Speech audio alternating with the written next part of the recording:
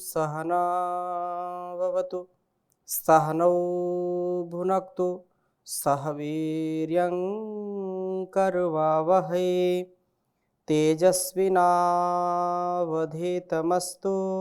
मा विद्विषावहै। ओम शांति शांति शांति। वैदिक जीवन पद्धति की इस कक्षा में आप सभी का हार्दिक स्वागत है, अभिनंदन है। वेदो अखिलो धर्म मूलम, वेद सब सत्य विद्याओं का पुस्तक है। वेद का पढ़ना, पढ़ाना, सुनना, सुनाना तथा मनसा वाचा कर्मणा इसको व्यवहार में लाना हम सबका परम कर्तव्य है। यह हमारा स्वधर्म है, स्वकर्म है। वेदानुकूल जीवन जब होगा तो जीवन हमारा बहुत ही महनीय हो जाता है, बहुत ही दिव्य भव्य हो जाता है। विधि निषेध के साथ हम जीवन को जिएं। क्या सही है, क्या गलत है, क्या करना, क्या नहीं करना, कैसे जीवन को जीना, कौन सी मर्यादाओं का पालन करना, अपने उत्तरदायित्वों का निर्वहन कैसे करना, इस संसार में यह सुंदर जो जीवन मिला है, इस जीवन का लक्ष्य क्या है, इसका ध्येय क्या है, प्राप्तव्य क्या है, वह गंतव्य क्या है, जहां हमको पहुंचना है। अनेक प्रश्नों का उत्तर हमको जब हम साधना के पथ पर चलते हैं, जब वेदानुकूल जीवन जीते हैं, तो अपने आप स्वतः ही इन प्रश्नों का उत्तर मिल जाता है और व्यक्ति का जीवन आनंद से, सुख से, शांति से परिपूर्ण हो जाता है। सभी जीव चाहते हैं कि हमको शांति मिले। सभी जीवों का परस्पर जो उस परमात्मा, उस विधाता के द्वारा बनाया हुआ विधान है, जो संविधान है, उसके अनुसार अपने जीवन को हम जिएं। और हमारे लिए कितने पशु पक्षियों का जो है निर्माण उस परमात्मा ने किया है, जीवन उनको दिया है। हम अनेक पशु पक्षियों से खूब उपकार लेते हैं, अर्थात उनके रहने से, उनके जीवन से हमारा जीवन चलता है। इस धरा को हम हरा भरा कर पाते हैं।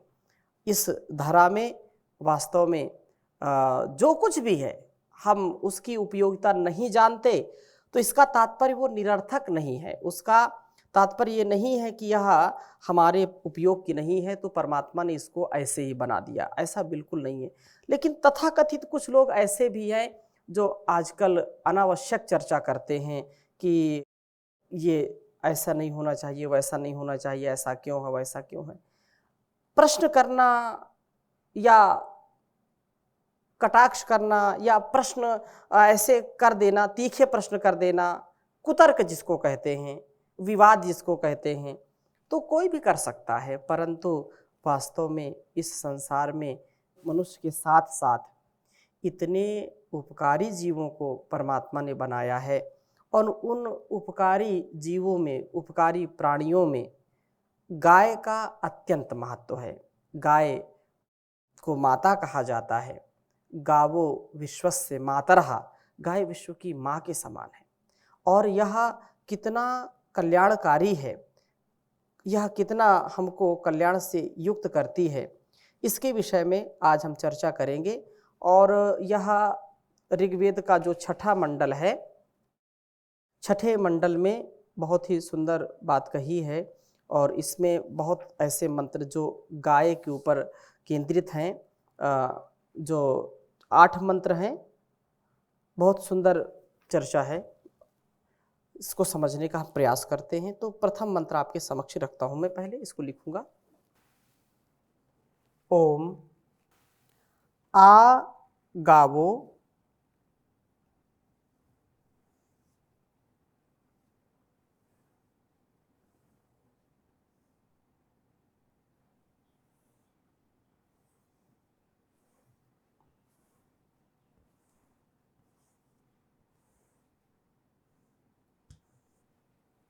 आ गावो अग्नमुन्नत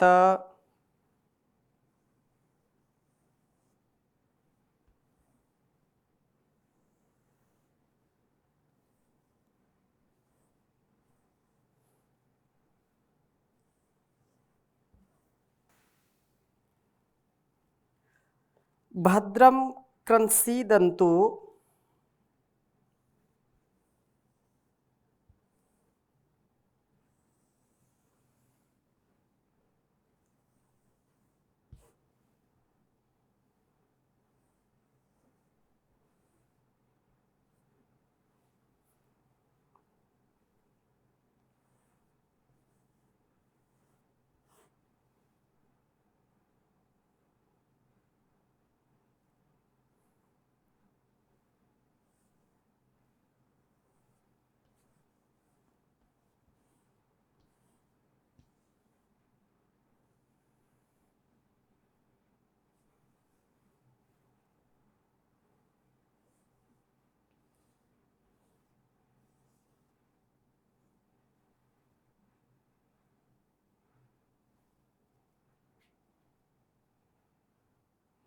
गोष्ठे रणयन् त्वस्मै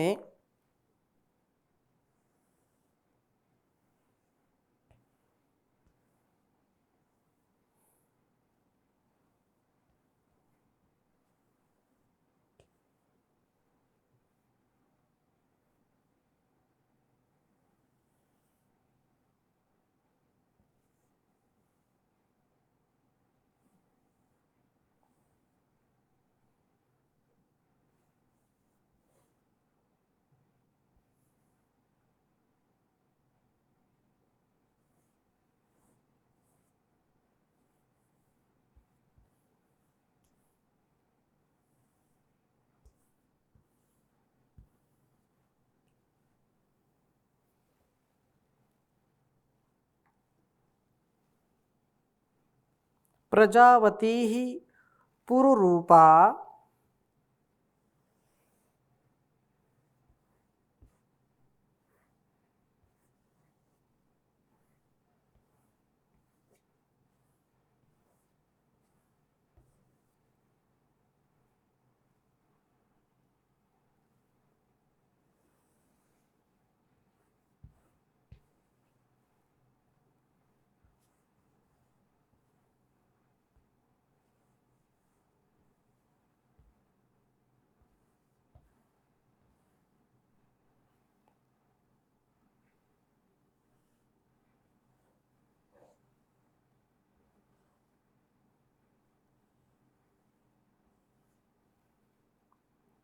पुरुरूपा इह स्युरिन्द्राय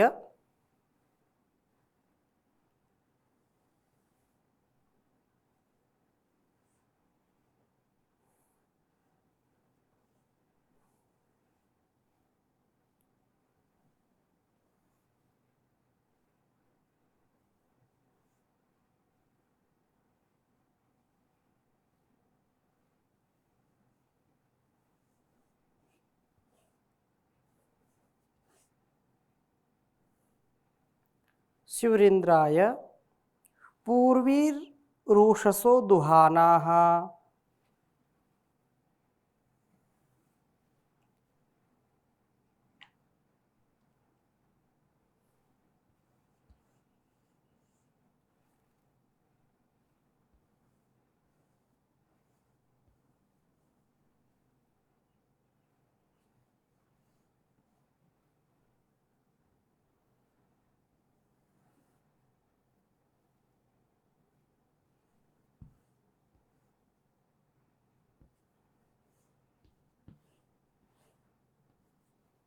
पूर्वीरुषसो दुहानाः।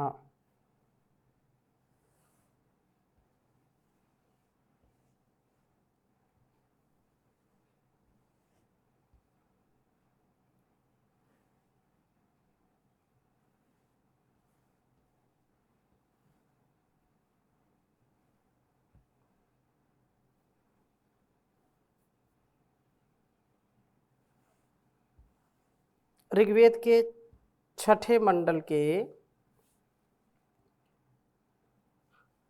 28वें सूक्त का यह पहला मंत्र है। ओम आगावो अग्नमुन्नत भद्रं क्रंसीदन्तु गोष्ठे रणयन्त्वस्मै प्रजावती पुरुरूपा इह स्युरिन्द्राय पूर्वीरुषसो दुहानाः। ॐ आगावो अग्नमुन्नत भद्रं कृत्सीदन्तु गोष्ठीरणयन्स्वस्मै प्रजावती पुरुरूपा इह स्युरिन्द्राय पूर्वीरुषसो दुहानाः। वेद मंत्र का भाव समझने का प्रयास करते हैं।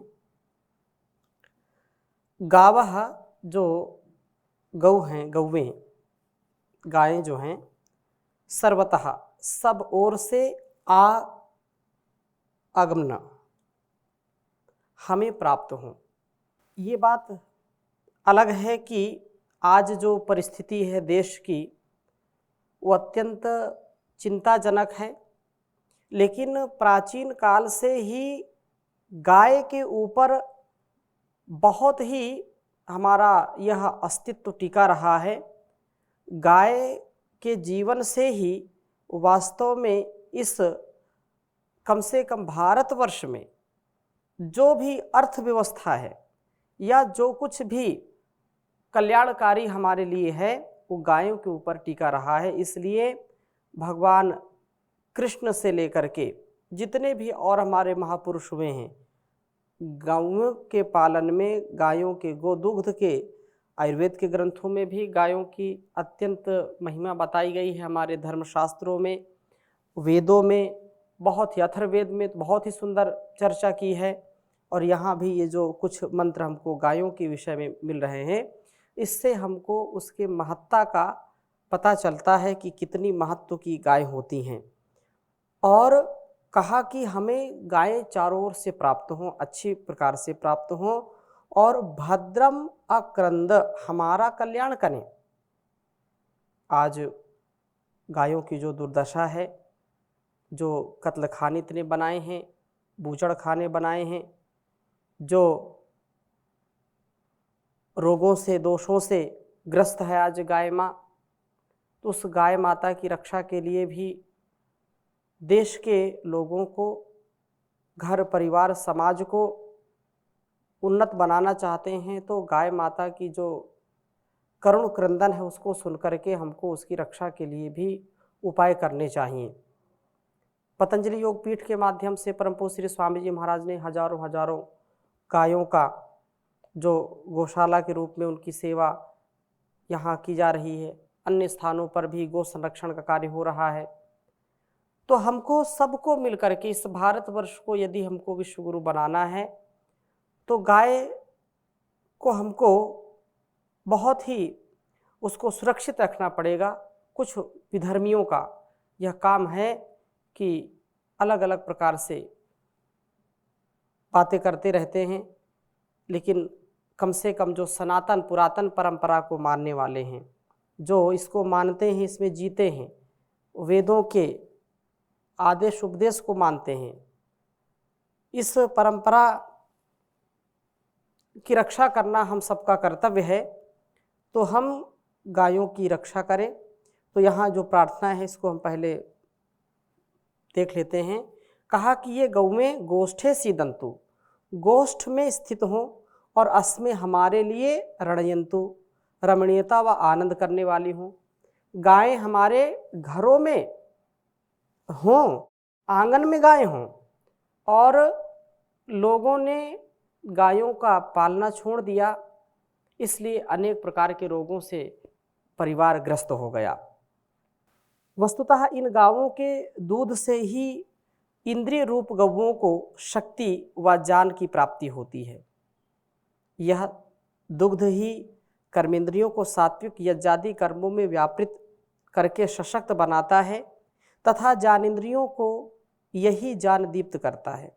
ये गौएं हमारे घरों में प्रजावती ही, प्रकृष्ट प्रजाओं वाली, उत्तम बछड़े वाली, बछियों वाली तथा पुरुरूपा, भिन्न भिन्न रूपों वाली, अलग अलग प्रकार की गायें, अलग अलग प्रकार के रंग, कहीं लाल कलर है, कहीं काले हैं, कहीं पर चितकबरी है, कहीं पर श्वेत है, कहीं पर अलग अलग प्रकार से कितने सुंदर गायों का गैयों का जो है रूप होता है, गौर, कपिला, कृष्णा, ये ऐसी हूँ। तो इसलिए कहा कि यह गावें इंद्राय, इस जितेंद्रीय पुरुष के लिए पूर्वी ही बहुत उषसा उषा कालों में दुहाना, दोह मान हो, दूध देने वाली हूँ।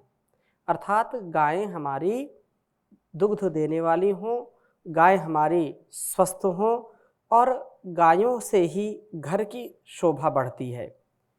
इसलिए हम अपने घरों में कुत्तों के स्थान पर गायों को पालने का पुण्य कमाएं। आज एक फैशन चल गया है, कुत्ते पालते हैं और बड़े महंगे महंगे कुत्ते, मनुष्य से ज़्यादा प्यार प्रेम कुत्ते से करते हैं, जबकि कुत्ते से कोई घर का भरण पोषण नहीं हो सकता।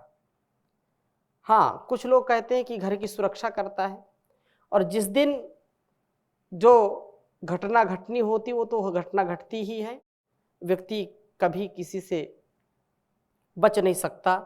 जो दुर्घटनाएं हमारे जीवन में होने वाली होती हैं वो होंगी ही होंगी, परंतु हमको यदि जीवन में अर्थ से और रोगों से बचने का कार्य करना है तो हमको गायों का पालन अवश्य करना चाहिए।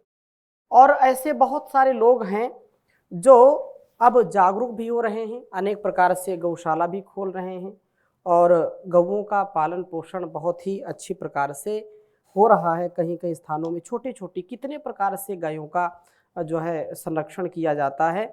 तो गौओं के पालन से हमारा घर, परिवार और यह संसार उपकृत होने वाला, यह उपकार से परिपूर्ण होने वाला है।